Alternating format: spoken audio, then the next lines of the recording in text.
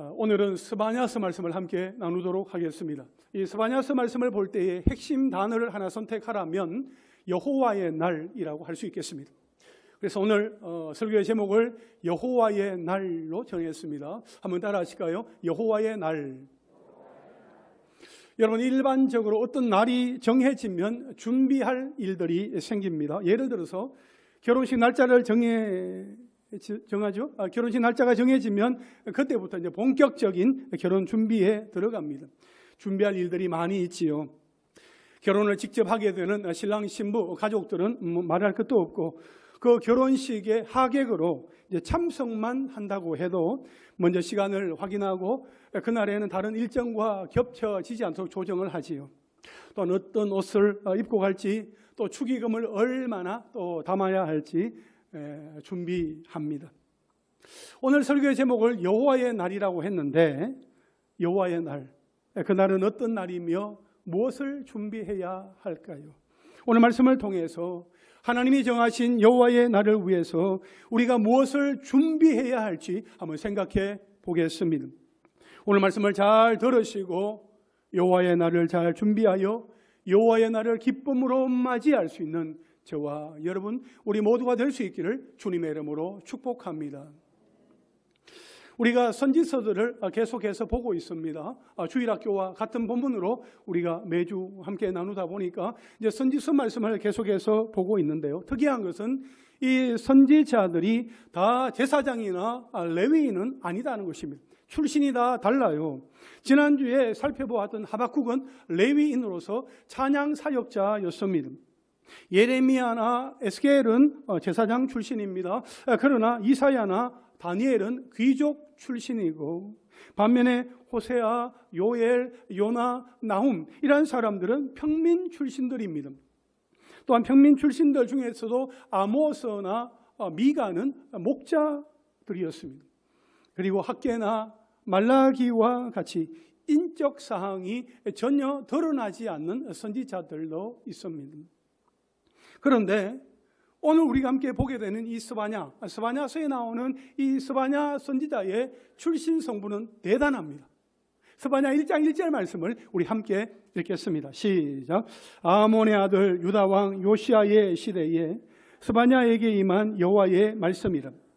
스바냐는 히스기야의 현손이요 아마리아의 증손이요 그다리아의 손자요 구시의 아들이었더라. 아멘. 여러분, 족보가 화려하지 않습니까? 이 스바냐는 다윗 왕실의 출신으로 그 선지자이면서 히스기야 왕의 현손이라고 했습니다. 그러니까 고손자 4대 손을 말하는 겁니다.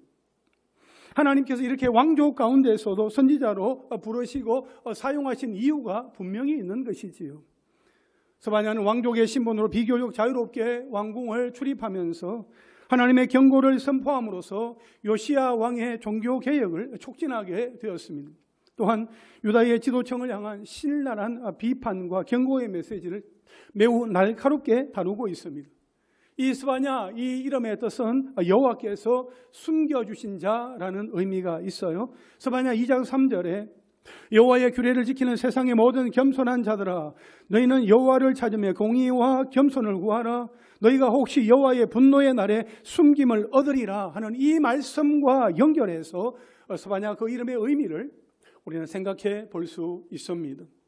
그런데 로얄 패밀리였던 스바냐에게 임한 하나님의 말씀은 너무나 엄청난 것이었습니다. 첫째로 여호와의 날에 임할 심판입니다. 스바냐 1장 2절과 3절 말씀 한번 보시겠습니까? 여호와께서 이르시되 내가 땅 위에서 모든 것을 진멸하리라. 내가 사람과 짐승을 진멸하고 공중의 새와 바다의 고기와 거치게 하는 것과 악인들을 아울러 진멸할 것이라. 내가 사람을 땅 위에서 멸절하리라. 나 여호와의 말이니라 했습니다. 하나님께서는 내가 땅 위에서 모든 것을 진멸하리라 그렇게 말씀을 하십니다. 이것은 창세기 1장 1절에서 하나님께서 만드신 그 창조 세계를 완전히 뒤집는 말씀입니다. 하나님께서 진멸하겠다는 사람과 짐승, 공중의 새와 바다의 고기, 이 순서는 하나님께서 창조하신 순서와 반대로 하나님께서 심판을 하시겠다는 것입니다. 노아의 때와 같이 타락한 온 세상을 다 쓸어버리겠다는 말씀입니다. 창조 이전에 혼돈과 공허의 상태로 돌아가는 것이죠. 이미 세상은 창조 이전의 세계와 다르지 않기 때문입니다.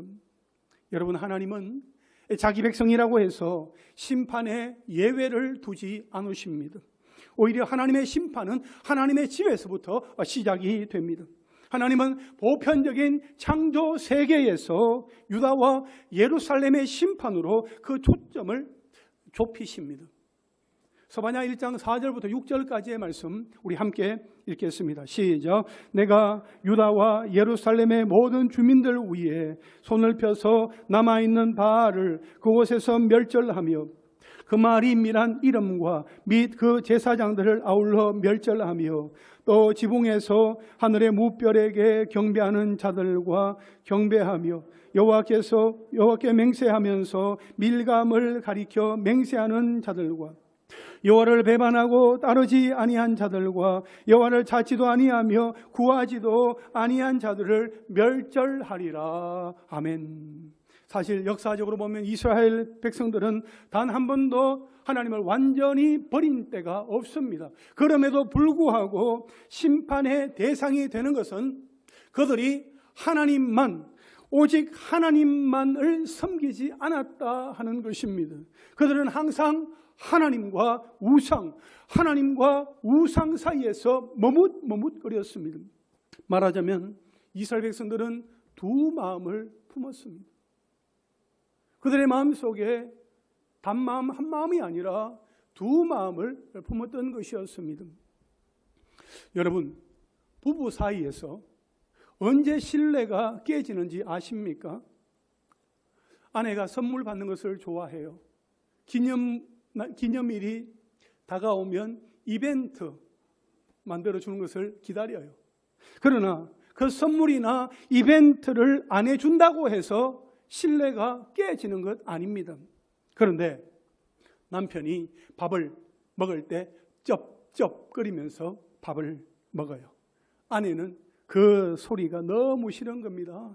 그래서 아내가 말하죠. 여보, 그렇게 소리 내면서 밥 먹는 거 나 싫어해요. 여보, 하지 마세요. 그때 남편의 반응이 중요합니다. 아니, 뭐 밥 먹는 거 가지고 그래. 내가 소리를 내면서 먹든 말든 그게 무슨 상관이야.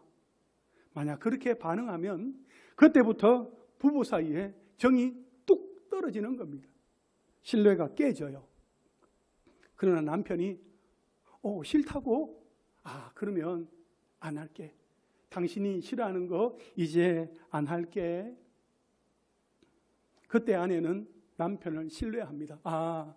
이 남자가 정말 나를 사랑하는구나 느끼게 되는 겁니다. 여러분, 사랑은 상대방이 좋아하는 것을 해주는 것보다 상대방이 싫어하는 것을 안 하는 것입니다. 그러면 우리 하나님이 제일 싫어하시는 것은 뭡니까? 우리 하나님이 제일 싫어하시는 것 네 글자입니다. 우상숭배. 그렇습니다. 우상숭배.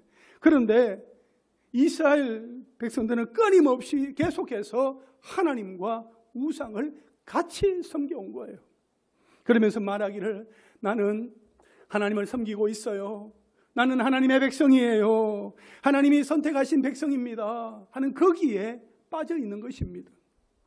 여러분, 하나님이 기뻐하시는 일을 하는 것보다 하나님이 싫어하시는 일을 하지 않는 것이 더 먼저입니다. 우리 삶에서 하나님이 싫어하시는 것이 무엇인지 한번 생각해 보시기를 바랍니다.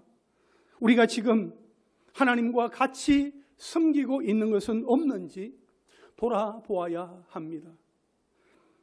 여러분, 유다와 예루살렘은 하나님의 백성이면서도 하나님과 이방 신을 겸하여 섬기거나 아예 하나님을 찾지도 않았기 때문에 심판을 받는 겁니다. 그런데 유다 사람들은 성전을 중심에 두고 있는 이 유다 왕국이 절대 안전지대라고 생각을 했습니다. 심판을 받아도 유다나 예루살렘만큼은 성전이 있어서 안전할 것이라고 믿었습니다. 이와 마찬가지로 오늘날 교회 안에 속해 있고 내가 목사다, 내가 장로다 하면서 매주 교회에 나와서 예배를 인도하고 또 예배에 참여한다는 그 이유만으로 나는 구원받았다, 곧 심판으로부터 나는 절대 안전하다라고 장담을 한다면 오늘 말씀은 그것이 얼마나 큰 착각인가 하는 것을 우리에게 일깨워주는 말씀입니다. 창세기 12장 3절에 너는 복이 될지라 하신 그 약속의 말씀대로 복의 근원이 되어야 하는 그들이 그릇된 선민사상과 거짓된 확신 속에서 오히려 재앙의 근원이 되고 있는 것입니다. 여러분, 유다 사람들에게는 또 하나의 착각이 있었습니다. 스바냐 1장 12절 말씀에 보면 그때 내가 예루살렘에서 찌꺼기 같이 가라앉아서 마음속에 스스로 이르기를 여호와께서는 복도 내리지 아니하시며 화도 내리지 아니하시리라 하는 자를 등불로 두루 찾아 벌하리니 말씀하고 있습니다. 하나님은 한 사람이라도 더 구원하시기 위해 기다리시고 기다리시는데 하나님의 심판이 늦어진다고 해서 하나님이 복도 화도 내리지 아니하신다라고 착각한 것입니다. 그래서 하나님은 그런 사람들을 등불로 두루 찾아다니면서 찾아내셔서 그들을 벌하겠다라고 말씀하고 있는 것입니다. 언제 그렇게 하신다는 것입니까? 여호와의 날에 그렇게 하신다는 것입니다. 스바냐 1장 7절 말씀해 보시면 주 여호와 앞에서 잠잠할지어다 이는 여호와의 날이 가까웠으므로 여호와께서 희생을 준비하고 그가 청할 자들을 구별하셨음이니라 말씀을 하고 있습니다. 스바냐 1장 14절부터 16절까지 말씀 우리 함께 읽겠습니다. 시작. 여호와의 큰 날이 가깝도다 가깝고도 빠르도다 여호와의 날의 소리로다 용사가 거기서 심히 슬피 우는도다. 그날은 분노의 날이요 환난과 고통의 날이요 황폐와 패망의 날이요 캄캄하고 어두운 날이요 구름과 흑암의 날이요 나팔을 불어 경고하며 견고한 성읍들을 치며 높은 망대를 치는 날이로다. 아멘. 스바냐는 여호와의 날은 가깝도다 가깝고도 빠르도다 이렇게 반복하면서 유다에 대한 하나님의 심판이 매우 임박했음을 강조하고 있습니다. 여러분, 그날이 되면 여호와의 날, 그날이 오면 하나님께서는 우리의 죄를 샅샅이 찾아내실 것입니다. 하나님의 심판으로 슬피 우는 그 소리가 온 땅 위에 진동하게 될 것입니다. 우리 오늘 읽지는 않았지만 스바냐 1장 10절부터 13절까지에 언급된 곳들은 상가 지역입니다. 그들은 하나님이 아니라 돈이 복과 화를 내린다 그렇게 확신하고 있습니다. 그러니 돈 때문에 하나님께는 관심이 없어요. 하나님께는 무관심하고 남의 재물을 탈취하여서 집을 건축하고 포도원을 가꾸는 데에만 급급합니다.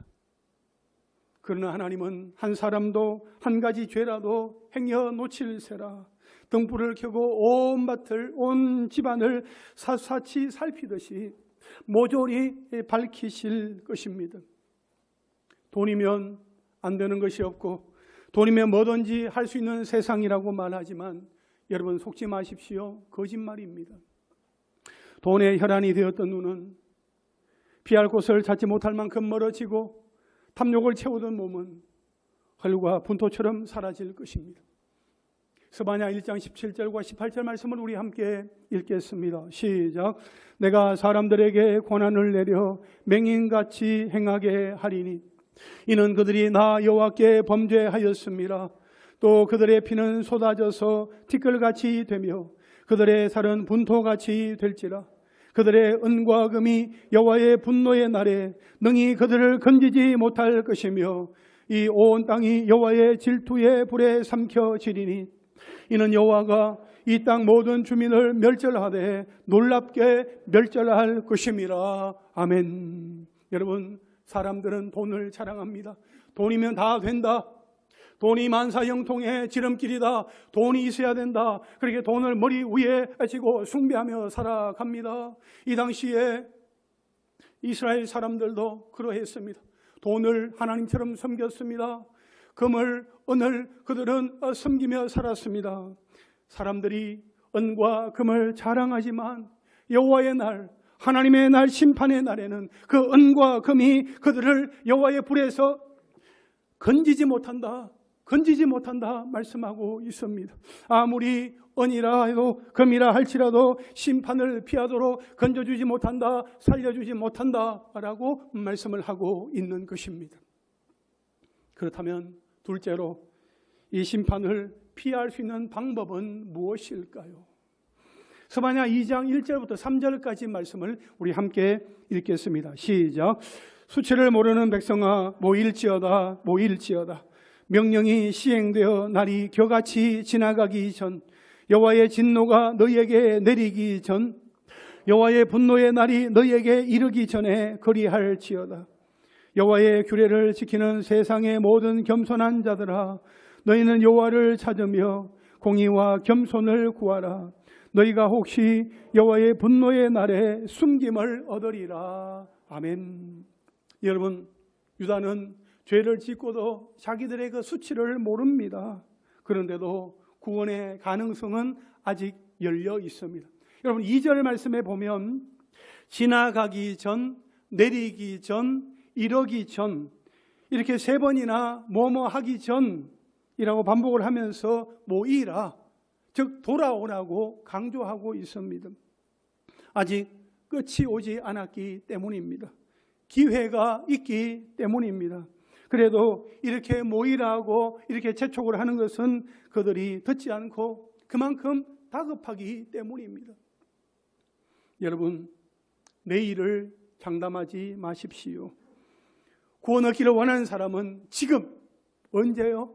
지금 하나님을 찾아야 합니다.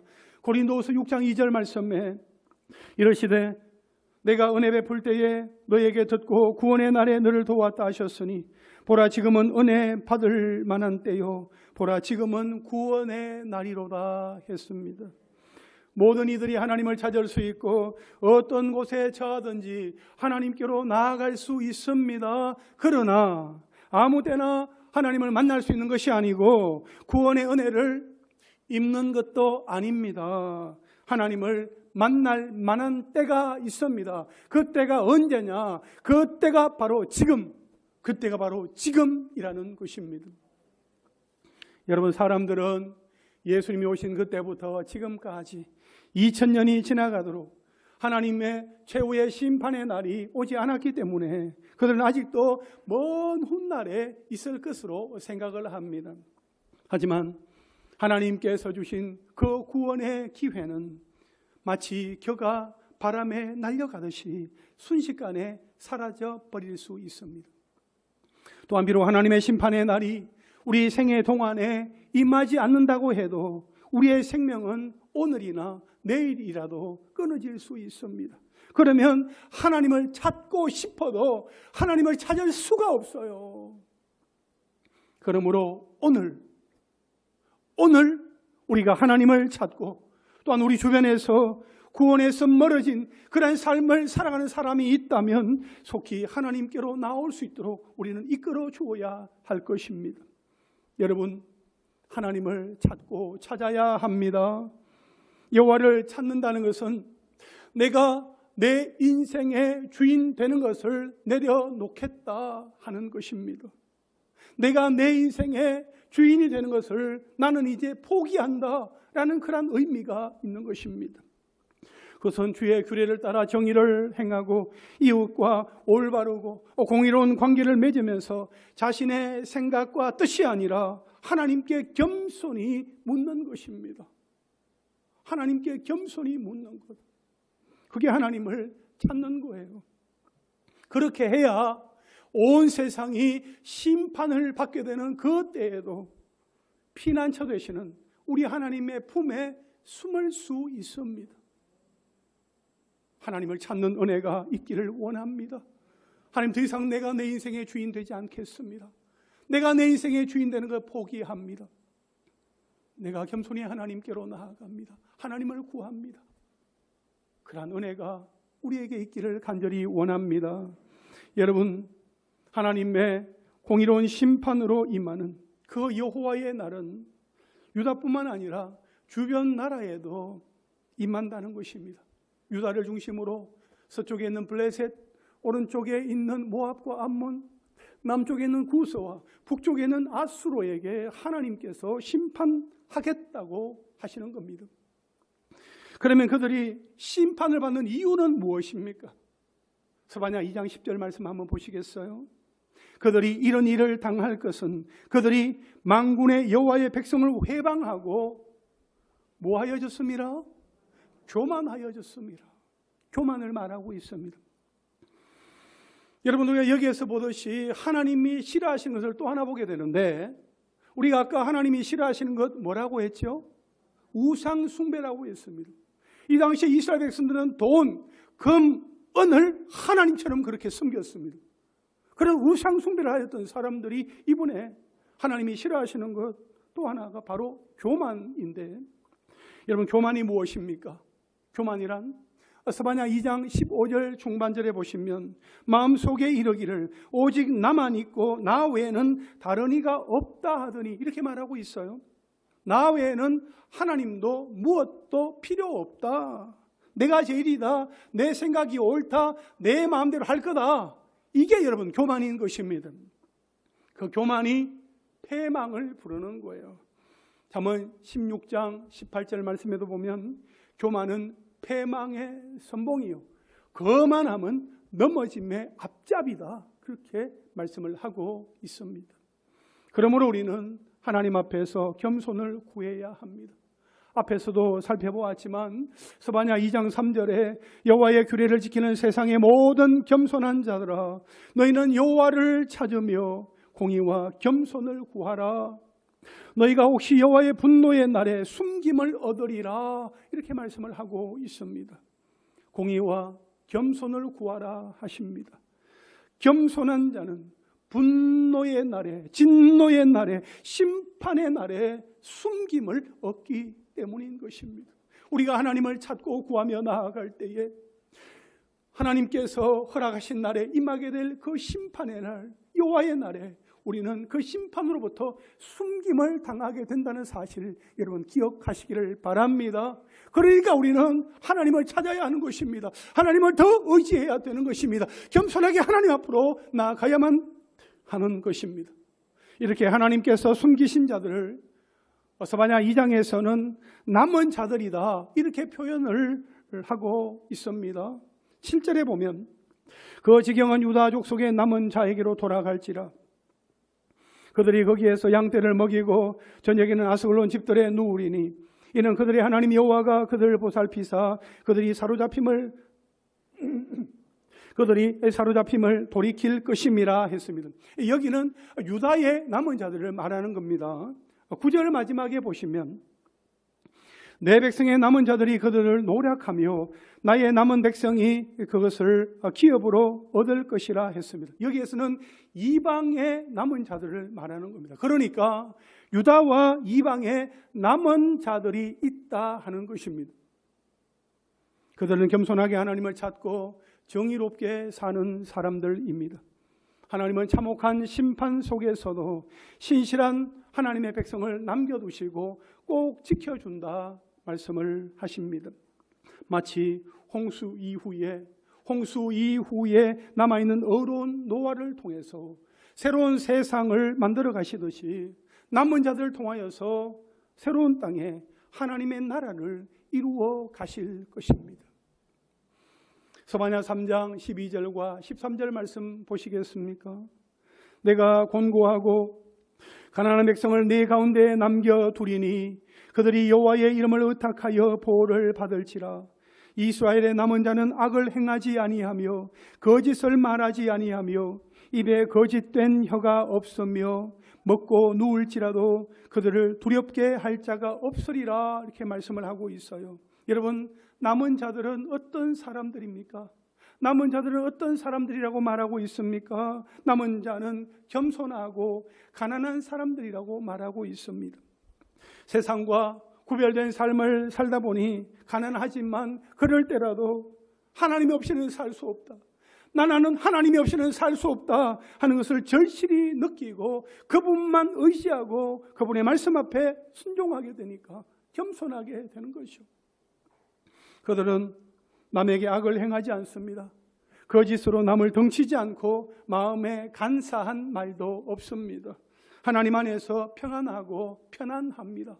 예수님도 말씀을 하셨어요. 마태복음 5장 3절에 보면 심령이 가난한 자는 복이 있나니 천국이 그들의 것이며 했습니다. 5절에 보시면은 온유한 자는 복이 있나니 그들이 땅을 기업으로 받을 것이며, 그렇게 말씀을 하고 있습니다. 여러분, 남은 자는 세상에 대하여서 가난하지만 하나님 안에서 부유한 자들입니다. 아멘이십니까? 세상에 대해서는 가난하지만 하나님 안에서는 부유한 자들이에요. 그러니까 그가 진정한 복 있는 사람 아니겠습니까? 그러므로 여호와의 날에는 심판만 있는 것이 아닙니다. 남은 자들을 향한 구원과 회복의 약속이 있는 것입니다.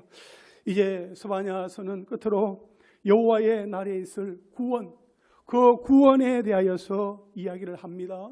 이것이 하나님의 진심이시기도 합니다. 마지막 셋째로 여호와의 날에 있을 구원입니다. 한번 따라 하실까요? 여호와의 날에 있을 구원. 여호와의 날에 어떤 구원의 역사가 일어나게 될까요? 오늘 본문 스바냐 3장 17절 우리 한 목소리로 읽도록 하겠습니다. 시작. 너의 하나님 여호와가 너의 가운데에 계시니 그는 구원을 베푸실 전능자이시라.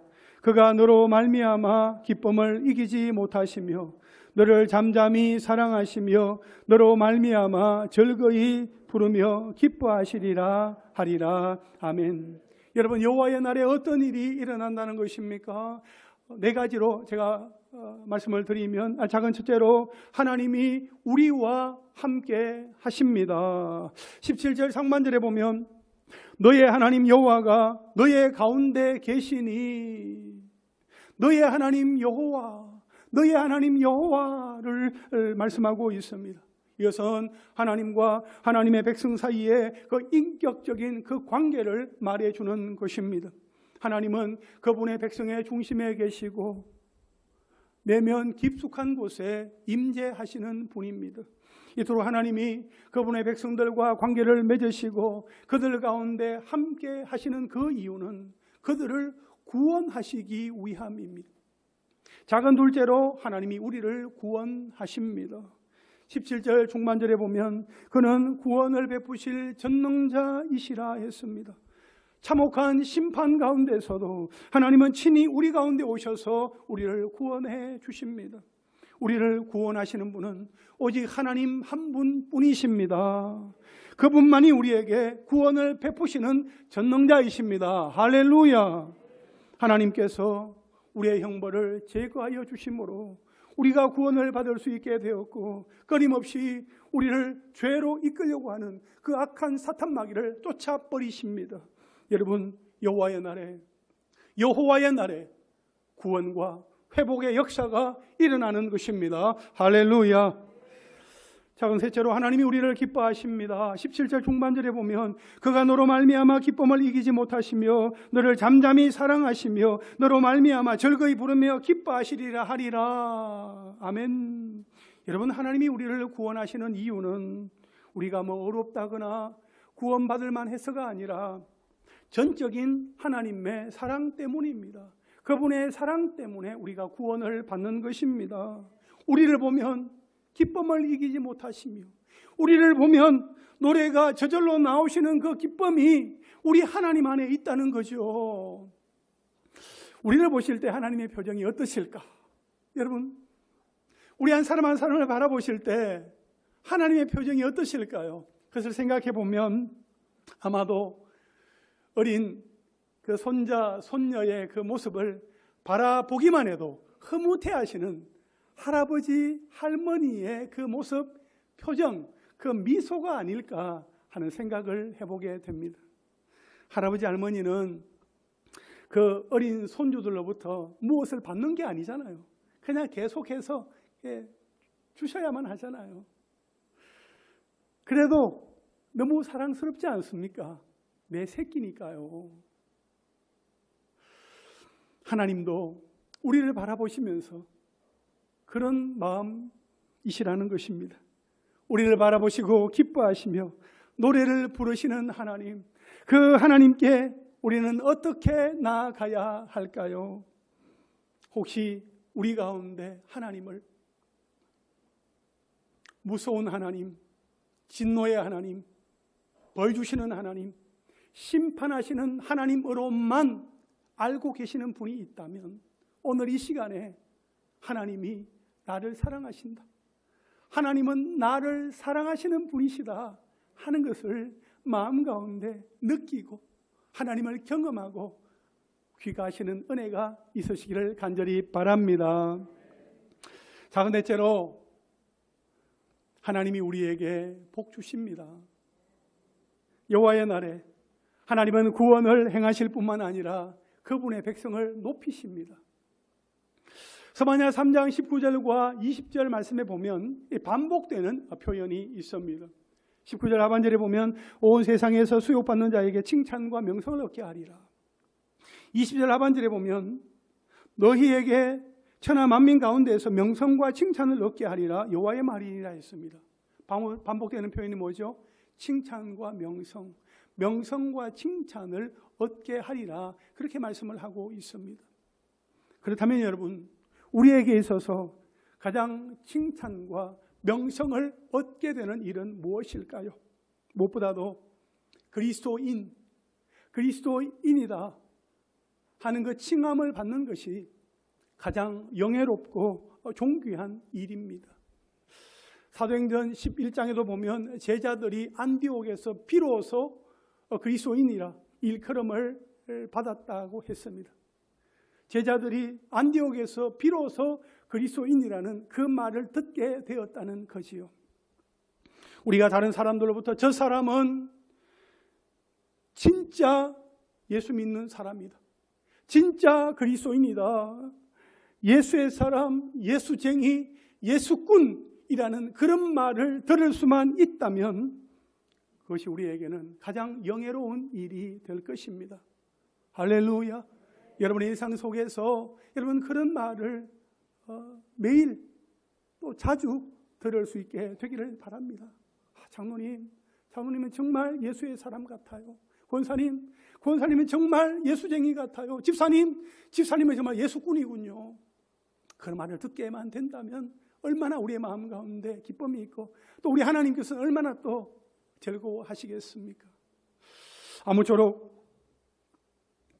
이 세상 끝날까지 온갖 죄의 유혹과 시험 가운데서도 그리스도인으로서 그 믿음을 지키면서 살아감으로 여호와의 날이 임하게 될 때에 구원의 기쁨을 누리며 동참하게 되는 저와 여러분, 우리 모두가 될 수 있기를 주님의 이름으로 축원합니다. 이제 말씀을 정리하겠습니다. 여러분, 우리가 이 스바냐서를 읽으면서 스바냐 1장 1절부터 3장 8절까지 이 심판의 경고의 메시지는 건너뛰고 그 뒤에 있는 구원의 메시지만 취하면서 섣부른 희망을 가져서는 안 됩니다. 반대로 3장 9절 이하에 나오는 그 구원 회복의 메시지는 빼고 앞에 있는 심판, 경고의 메시지만 듣고 끝없는 절망 가운데 빠져서는 안 됩니다.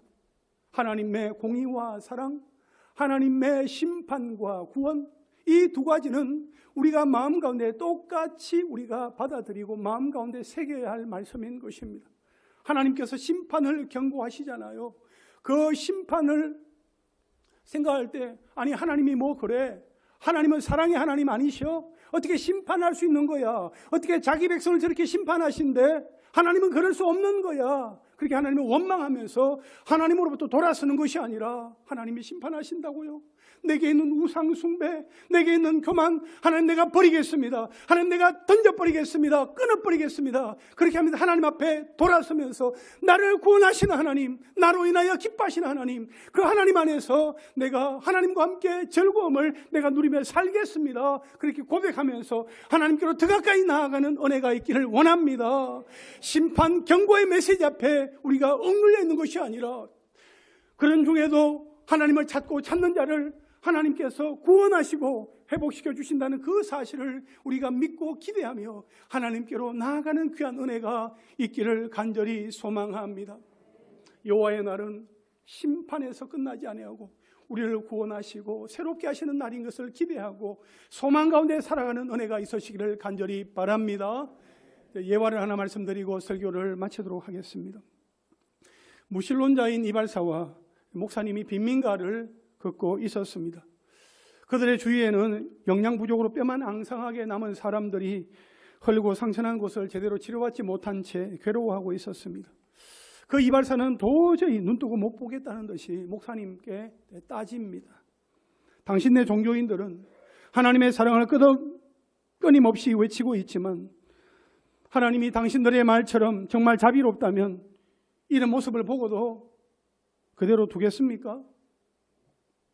목사님은 아무 말도 하지 않았습니다. 좀 더 길을 걸으니 매우 더럽고 빗질을 하는 머리가 덥수룩한 그 아이들이 놀고 있었습니다. 그때 목사님이 말합니다. 선생께서 저 아이들의 머리를 잘라주지 않고 그냥 길거리를 다니게 내버려 둔다면 선생은 정말 이발사라고 할 수 없을 텐데요.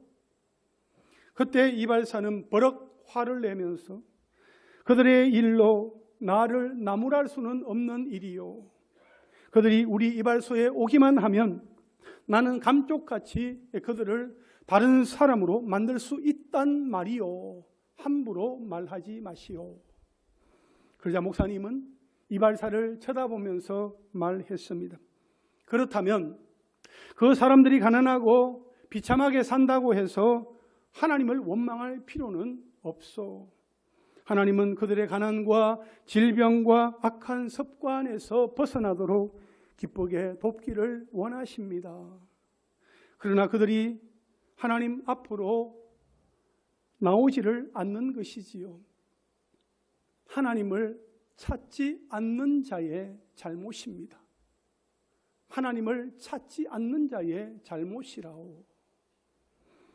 여러분, 우리가 하나님께로 나아가기만 하면, 우리가 하나님을 찾기만 하면 하나님은 우리와 함께 하시고 하나님은 우리를 구원하시며 우리에게 복을 더하여 주십니다. 왜냐하면 하나님은 우리를 기뻐하시고 우리를 너무나 사랑하시기 때문입니다. 그러므로 이번 한 주간 하나님을 찾고 하나님만 바라보면서 하나님께서 허락하여 주신 그 구원의 감격으로 기뻐하고 목소리 높여 찬양하며 살아가는 귀한 은혜가 있으시기를 주님의 이름으로 축원합니다. 할렐루야.